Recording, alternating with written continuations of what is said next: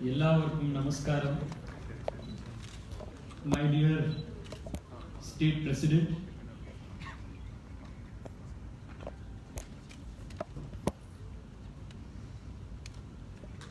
under whose leadership the Bharatiya Janata Yuva Morcha is growing from strength to strength in Kerala, Prafulla Krishnanji, all my dear brothers and sisters,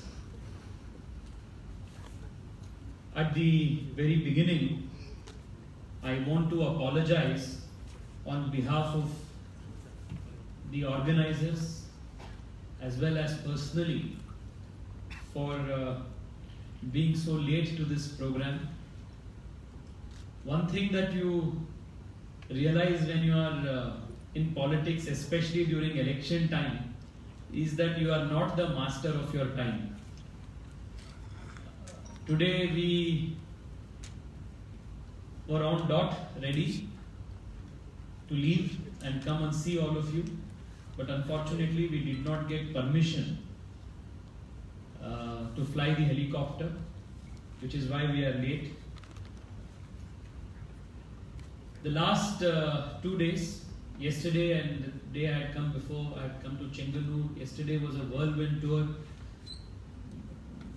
at Cochin, Kozhikode, Palakkad, interiors of Palakkad. Today we are going from here to Kottayam. Evening we are going to Trivandrum. The more and more I am seeing and interacting with young people of Kerala, the more I am certain of a bright future, not only for the Bharatiya Janata Party, but primarily for the youth of Kerala under your leadership, a bright future for Kerala. This is something that I am witnessing everywhere. Friends, Prafullaji has already spoken in detail. I only want to place a few things. Kerala is a blessed land. It is blessed with natural resources, human resources. If you look at the history of the country, there have been multiple instances where Kerala has contributed significantly to India's progress and growth. If you have to judge the development or progress of any individual, institution, or any state, we have to judge it on the basis of what the potential it has, what its inherent capability and strength is, what it could have achieved, but where it is still today. If we compare the growth and progress of Kerala with its innumerable potential, with its great many blessings, and the state of achievement and development that it is currently in today, any person who genuinely believes and wishes well for the people of Kerala, the land of Kerala, will be certain that the state has truly not achieved the potential that it had, the success and the achievements and accomplishments that it could have done. The same goes with India as well. This potential versus present day success story is a case across the country, because in the last 70 years, the kind of policies, the kind of political leaders, the kind of political parties that ruled this country, unfortunately did not let our people explore and achieve the levels of which they were capable of. And if we look at Kerala today, we realize that it is back in infrastructure. So much more could have been done to improve private investment. So much more could have been done to bring in more foreign direct investment here. So much more could have been done to encourage private industry, entrepreneurship.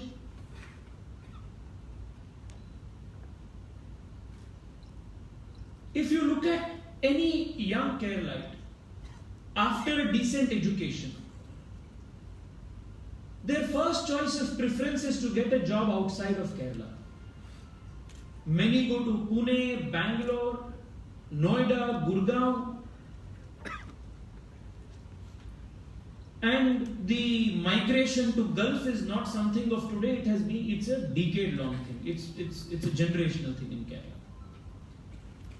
We all know that Kerala is heavily a remittances-based economy, where a large number of people who are outside of the state contribute every month, and that's how the state's economy is running. Friends, how can a state sustain its development and fast-paced progress based on such a flawed model? When the Prime Minister of India is speaking of Atmanirbhar Bharat, should we as educated, concerned, patriotic citizens of this state, as proud Malayalis, should all of us not be thinking and be concerned about an Atmanirbhar Kerala? This is something that all of us must introspect and reflect today. I was with E. Sridharanji yesterday. He was explaining to us how, when he was in charge of the Pamban Bridge completion, the government had asked him to complete it in 3 months. Then his boss asked him to do it within 3 months. And E. Sridharanji completed the reconstruction of Pamban Bridge in 46 days flat. Contrast it with the pace of infrastructure that Kerala has witnessed. The KM bypass, the Alapua bypass. I was told the other day when we were going to Chenganur that it is almost a 50-year-old project. And we all know about the KM bypass. It was started sometime in 1970. And it got mukti only after Prime Minister Narendra Modi came to power twice, the second time, and he inaugurated it and gave it all to people of Kerala. Right? For how long can we have political leaders, political parties, which are running this never-ending marathon where they are not even jogging but are strolling? We are a young population. What we need is fast-paced growth. What Kerala needs today is not the governments of politicians like Pinarayi Vijayan, who cannot complete projects in 45 years. What Kerala needs today is fast-paced infrastructure led by the BJP with men like E. Sridharan who can complete it in 45 days. That is the kind of strength, that is the kind of leadership that Kerala needs today.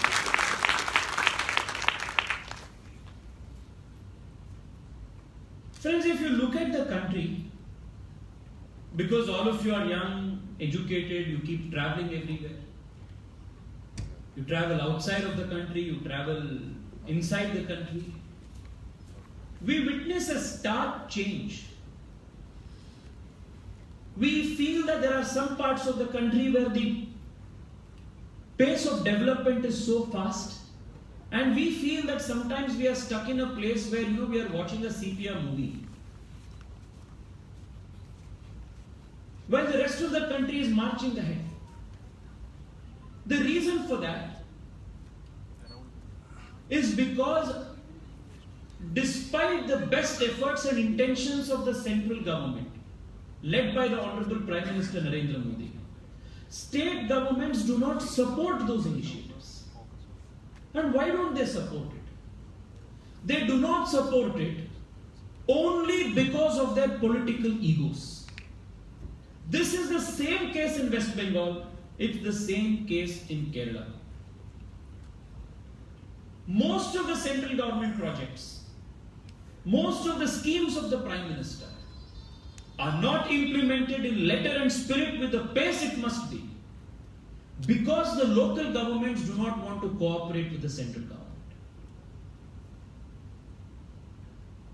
The Malayali may suffer, the young Keralite may suffer, he may go jobless, he may go without health insurance, he may go without other benefits of the central government, but the state government and the chief minister will be okay with it because his politics for him is more important.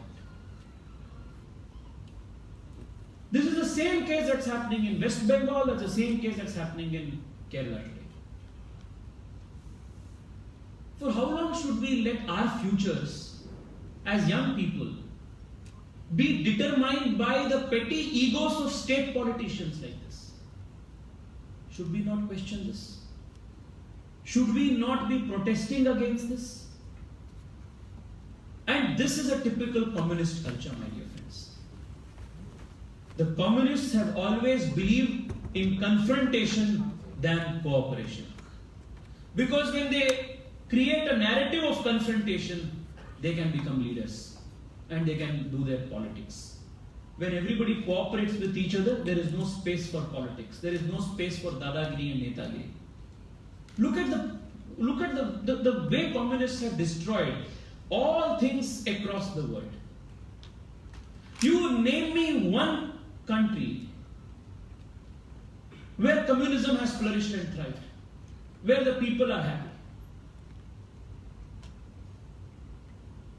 I keep comparing the communists to Bhasmasuras. Whatever they touch turns into ashes.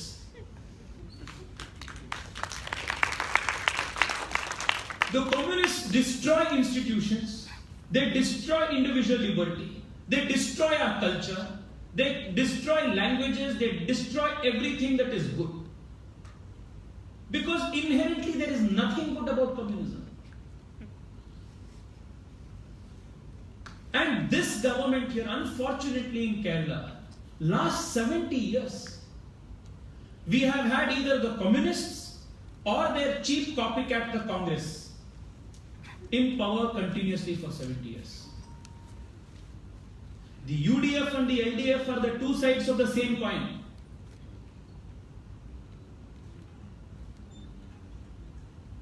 And they have destroyed all private enterprise.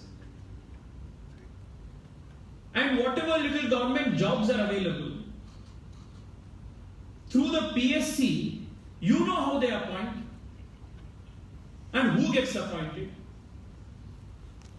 Merit not considered, capability not considered, talent not considered, qualification in entrance examinations not considered. But what is considered?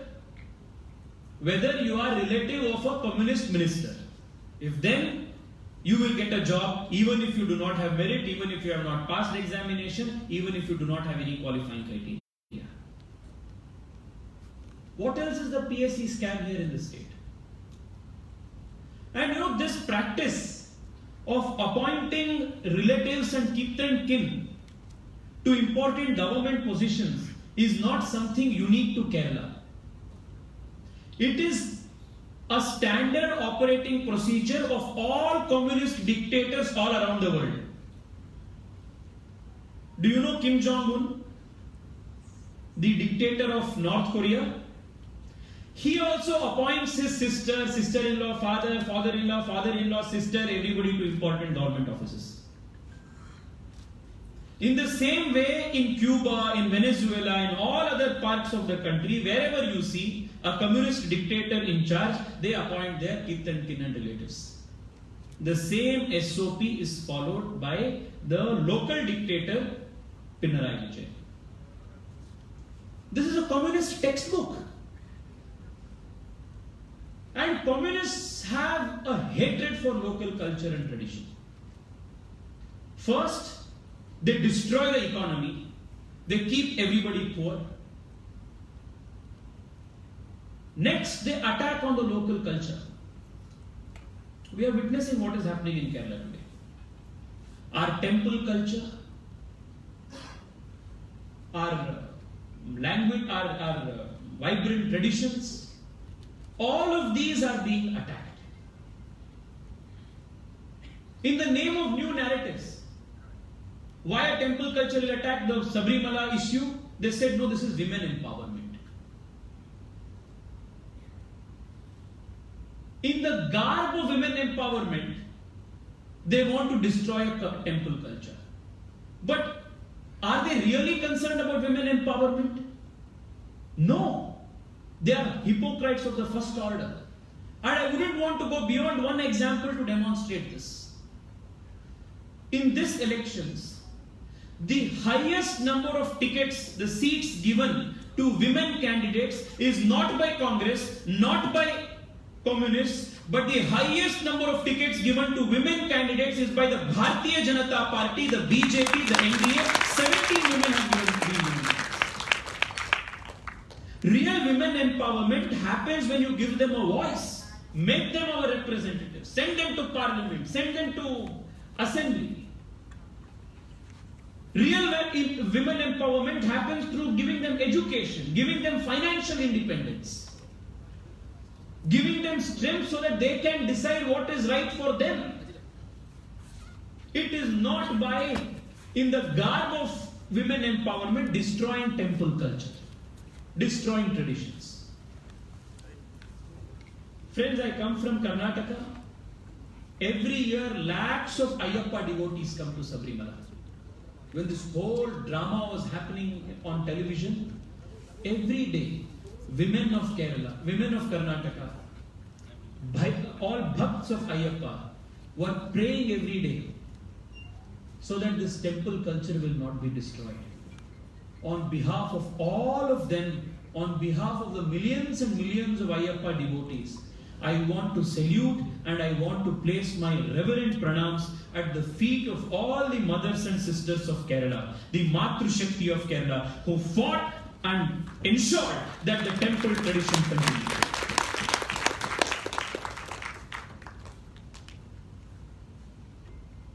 Friends, our society is also facing a demographic onslaught here. People say BJP communalizes elections. Elections should be just about roti, kapda, makan and economic issues. Elections are not just about economic issues. Elections are also about social issues. Elections are also an opportunity where people decide the kind of society that they want to live in. And the kind of society you will live in will be dependent on the kind of political leaders you will choose to put in office. Look at what is happening in Kerala today. Every street, every area, every mandalam, you are witnessing a demographic fight. You are witness to this more than I am. Love jihad, land jihad, these are not fictional things that one is coming up with and trying to make political capital. These are real issues on the ground. And love jihad is not a Hindu versus Muslim issue. Love jihad is primarily a women's issue. I want to ask all young women and men here, we must ensure that the rights of our young women are protected.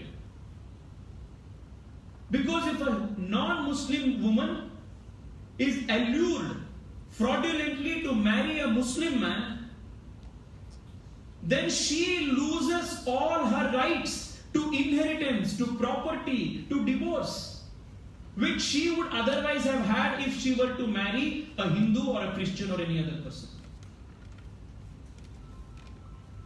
This is a very serious issue. But no women rights activists who claim to be champions of women's rights ever speak about this. Those people who claim to be women's rights champions when it comes to Sabrimala become silent when it comes to triple talaq. They become silent when it comes to love jihad. They pick and choose only those issues where they can beat the Hindus. This only shows the fraud in their intentions, the duplicity of their actions, and hypocrisy in their politics. Which is why young, vocal, educated men and women like all of you, you must be vocal about these things. You must go and tell people about the crimes that these people are doing and change this. Lastly, I request all of you one thing, my dear friends. Friends, every election determines the future, a state government, not only of 5 years. A bad, misgoverned 5 years will have its effect for at least 2 generations. So elections are not a, merry-go-round affair where, we decide who sits where, what happens. This is a very serious business. It's a very serious issue. We cannot let this state of affairs continue anymore. 5 years of bad governance will mean 5 years of lost opportunities for Kerala. It will mean lakhs and lakhs of young Keralites being rendered jobless, unemployed, not getting adequate opportunities to set up new businesses. It will mean 5 years of corruption and loot and scams that are happening in broad daylight in this government. It will mean 5 more years of bad demographic change. It will mean 5 more years of organizations like SDPI, PFI, Welfare Party, Jamaat-e-Islami becoming more stronger. It will mean 5 more years of attack on our culture, on temples, on all of these very important traditions which we hold so dear. Which is why we are traveling so much, we are trying to talk to all of you so much so that this state will rise up again and understands its strength and its potential. Friends, I only have one request with all of you. People keep saying that the prospects of BJP, the future of BJP in Kerala is not very strong. After having travelled Kerala extensively, I can tell you that there is nothing farther from truth than saying BJP has no future in Kerala.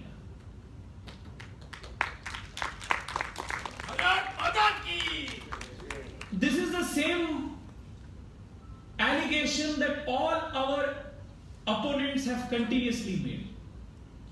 Not today. They kept saying this from the day the BJP was born. My party, our party, started with 10 people. How many people? 10 people. Today, the Bharatiya Janata Party is the world's largest political party with 10 crore members. Our family is much larger and much bigger than even the Communist Party of China. We must remind the communists of Kerala about this. We have 2 MPs. We have 303 MPs in the country today. The BJP will win. The BJP will grow. And the BJP is the future of governance in Kerala. This is the writing on the wall. I request you, and through you I request all the young people of Kerala. Friends, reject this dirt and dusted ideology of communism, lock, stock and barrel. Throw it into the dustbin. It is not going to help you in any way. Embrace the BJP. BJP is the future. BJP is the present. And with BJP, the state will grow. This is the message that I want all of you to convey every single day. Whenever I was attending programs of the party as a young Karyakarta, I had one rule. When I was going on my bike, I would always take one person in my pillion. If I was going in car, I would ensure that there would be 4 or 5 people in the car who would come with me. I was never going to any program, any speech, alone. Can you all from today resolve that every day you will introduce one new young educated Keralite to the ideology of the BJP, to the reasons why we need the BJP in Kerala? Will you talk to them? Will you go door to door? Will you go college to college? Will you go house to house and speak to all of them? Will you get new people who have till now not come here, till now not been exposed to politics? Will you talk to them and convince them and reason with them as to why we are the only alternative for a bright future? Will you do this? This is not a one-day job. This is not a one-year effort. This is a decadal problem. It's a decadal challenge. We will do this. Because if we don't do this, nobody else will do. Which is why all those people who are here today, on you, the whole party, all of us have so much hope. And who is the BJP? Friends, the BJP is not the leaders you find and see only on the banners. The BJP is not only those leaders you find on TV. The BJP is you and me. All of us together as the Bharatiya Janata Party. So when you go forward, the BJP goes forward. When you become strong, the BJP becomes strong. So I request all of you with folded hands to understand the seriousness of this issue, the challenge before all of us, and understand the civilizational responsibility that lies on all our young shoulders, and work with dedication and forthrightness towards this very, very important objective. I thank you all once again for being such a wonderful audience, coming here in such big numbers and resolving to make this change happen and to create history here. We are with all of you. A few months ago, I had raised the issue of Kerala in Parliament. You may have seen the videos. Many asked me, why is it that you, as a member of Parliament from Bengaluru, Karnataka, is raising an issue about Kerala?